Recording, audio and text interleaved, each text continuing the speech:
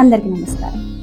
నేను ఈ మధ్య సందర్శించిన ఒక ప్రముఖ దేవాలయం గురించి కొన్ని వీడియోస్ ద్వారా మీకు తెలియజేయాలనుకుంటున్నాను. ఇప్పుడు మనం మాట్లాడుకునేది పండరీపురం గురించి. ఇది చాలా మందికి తెలిసిందే, ముఖ్యంగా మహారాష్ట్ర, కర్ణాటక ప్రాంత ప్రజలకు చాలా తెలుసు. ముందుగా పండరీపురం గురించి మాట్లాడుకున్నప్పుడు అక్కడ పాండురంగుడు ఉంటాడు. ముందు మనం వెళ్ళి ఆయన దర్శనం చేసుకోవడానికి ముందు అక్కడ మనం చూసేది చంద్రభాగా నది.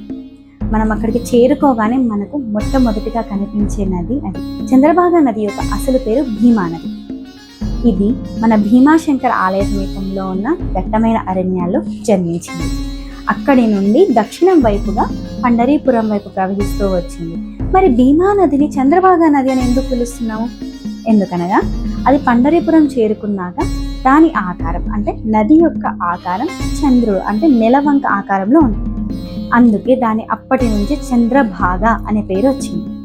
ఈ చంద్రభాగా నది గురించి అభంగ శ్లోకం అంటే మనం పాండురంగాన్ని కొలిచే భక్తులు అభంగాలు అనగా మనం ఇప్పుడు భగవద్గీత, రామాయణం ఎలా శ్లోకాలు ఉన్నాయో ఇవి కూడా శ్లోకాల రూపంలో ఉంటాయి. పాటల రూపంలో పాడుకోవడానికి సులువుగా రచించారు, అందుకే దాని అభంగాలు అని అంటారు.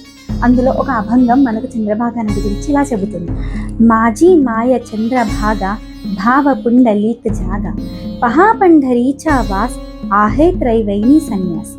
అనగా చంద్రభాగా తల్లి వంటిది, అక్కడ భక్తి పుండలీకుని చైతన్యం కనిపిస్తున్నాయి.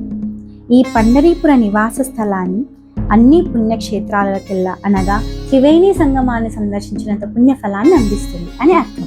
మరియు ఈ భీమా నది ఉద్భవించింది ఉత్తరం వైపు.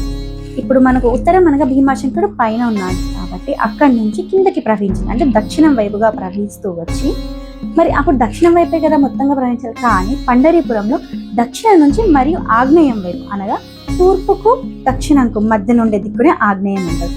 అనగా ఇక్కడికి వచ్చాక దాని పరిక్రమ అనేది తిరిగి ఎక్కడైనా నీరు పైనుండి కిందకి ప్రవహిస్తుంది కానీ కింద నుండి పైకి ప్రవహించడం మనం ఎక్కడ చూడలేదు కదా, అది పండరీపురంలో చూడగలుగుతాము.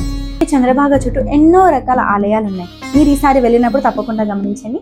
ఇస్కాన్ టెంపుల్, విష్ణుపద్, నారద మహర్షి ఆలయము మరియు పుండలీకుని నివాసం, మరియు వీటితో పాటు మన సాధువులు, మహారాజులు ఎవరైతే పాండురంగని భక్తిలో ఎక్కువగా ఆయన్ని సేవించిన వారు మరణించిన తర్వాత ఒక చిన్న స్మారకాన్ని ఏర్పాటు చేయడం జరుగుతుంది. మీరు అలాంటివన్నీ ఆ నది చుట్టూ ఒడ్డూరా ఎన్నో మనం గమనిస్తూ ఉంటాం.